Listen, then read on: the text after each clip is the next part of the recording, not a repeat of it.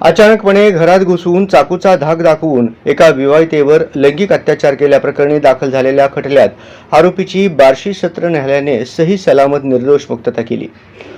स्वतःचा संसार वाचवण्यासाठी प्रेमसंबंध झाकण्याकरिता आरोपीला या खटल्यात खोटेपणाने गुंतवण्यात आल्याचे खटल्याच्या सुनावणीत आढळून आले। या खटल्याची पार्श्वभूमी अशी की माढा तालुक्यातील एका गावात पीडिता विवाहिता घरात एकटीच असताना संरक्षण भिंतीवरून उडी मारून आरोपी घरात घुसला आणि चाकूचा धाक दाखवून त्याने तिच्यावर लैंगिक अत्याचार केल्याची फिर्याद स्वतः पीडित विवाहितेने माढा पोलीस ठाण्यात दाखल केली होती। या गुन्ह्यात आरोपी अनेक दिवस कारागृहात होता। दरम्यान त्याची जामिनावर सुटका झाली।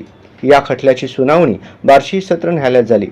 आरोपीचे वकील ॲडव्होकेट धनंजय माने यांनी घेतलेल्या उलट तपासणीत पीडित विवाहितेने दिलेली कबुली धक्कादायक ठरली।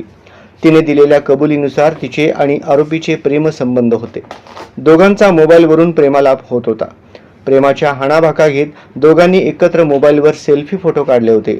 परंतु पत्नीचे हे प्रेम प्रकरण नवऱ्याला समजल्यानंतर त्याने पत्नीला जाब विचारला आणि तिच्या आई आणि भावाला बोलावून घेऊन तिला माहेरी आकलून दिले। दरम्यान 8 दिवसांनी तिच्या माहेरच्या आणि सासरच्या मंडळींची बैठक झाली। नवऱ्याने अट घातली की तिने जर त्या तरुणाविरुद्ध बलात्काराची फिर्याद दिली तरच तो तिला घरात नांदवण्यासाठी स्वीकारू शकेल। त्यामुळे स्वतःचा संसार टिकवण्यासाठी तिने आरोपी विरुद्ध खोटी फिर्याद दिली। न्यायालयाने आरोपीची निर्दोष मुक्तता केली। या प्रकरणी आरोपीतर्फे ज्येष्ठ फौजदारी वकील धनंजय माने यांच्यासह advocate Jaydeep Mane, advocate Sharad झालटे, advocate Sudarshan Shelke, advocate Siddheshwar Khandagale यांनी काम पाहिले। बलात्काराचा गुन्हा हा निंदनीय आहे, परंतु एखाद्या निष्पापाला बलात्काराच्या आरोपामध्ये खोटेपणाने गुंतवणे तेवढेच निंदनीय आहे व अशा निष्पाप आरोपींना नुकसान भरपाई मिळण्याबाबतची कोणती तरी तरतूद क्रिमिनल प्रोसिजर कोड कलममध्ये असली पाहिजे। बार्शी न्यायालयात नुकताच एक खटला चालला। माढा तालुक्यातील एका तरुणाविरुद्ध एका विवाहितेने ती घरात काम करत असताना हा तरुण कंपाऊंडरनं उडी मारून आला व चाकूचा दाग दाखवून त्याने आपल्यावर बलात्कार केला असा आरोप करणारी फिर्याद न्यायालयात पोलीस स्टेशनला दाखल करण्यात आलेली होती। त्या फिर्यादीच्या आधारे सदर तरुणाविरुद्ध माढा पोलीस स्टेशनला गुन्हा दाखल झाला आणि त्या तरुणाला अटक करून पोलीस कस्टडीमध्ये ठेवण्यात आले व त्यानंतर न्यायालयीन कोठडीमध्ये त्याला ठेवण्यात आले। त्यानंतर कित्येक दिवसानंतर त्या आरोपीची जामिनावर मुक्तता झाली।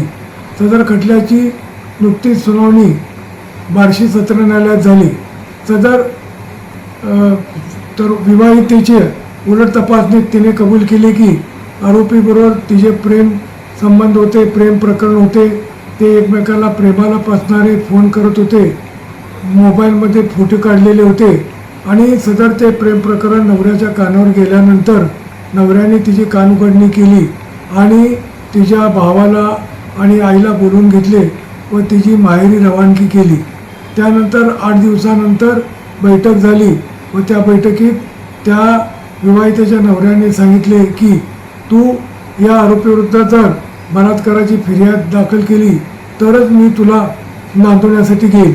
त्याप्रमाणे तिने बलात्काराची फिर्याद दाखल केली अशी स्पष्ट कबुली आम्ही घेतलेल्या उलट तपासात तिने दिली आणि सर्व पुराव्याचा विचार करून न्यायाधीशांनी आरोपीची निर्दोष मुक्तता केली। सदरचा तरुण अनेक दिवस कोठडीमध्ये खितपत पडलेला होता। अशा खोट्या आरोपामुळे त्याला मानसिक शारीरिक त्रास जो झाला व त्याचे मानसिक खच्चीकरण व बदनामी झाली, त्याबद्दल त्याला नुकसान भरपाई मिळणे अत्यंत गरजेचे आहे। परंतु दुर्दैवाने आपल्या क्रिमिनल प्रोसिजर कोडमध्ये आरोपीला नुकसान भरपाई देण्याची कुठलीही तरतूद नाही। आता 1 जुलैपासून नवीन क्रिमिनल प्रोसिजर कोड चालू होत आहे, त्यामध्ये सुद्धा दुर्दैवाने कुठलीही तरतूद केलेली नाही। तर अशी तरतूद करायला पाहिजे जेणेकरून अशा तरुणांना सुद्धा न्याय मिळेल।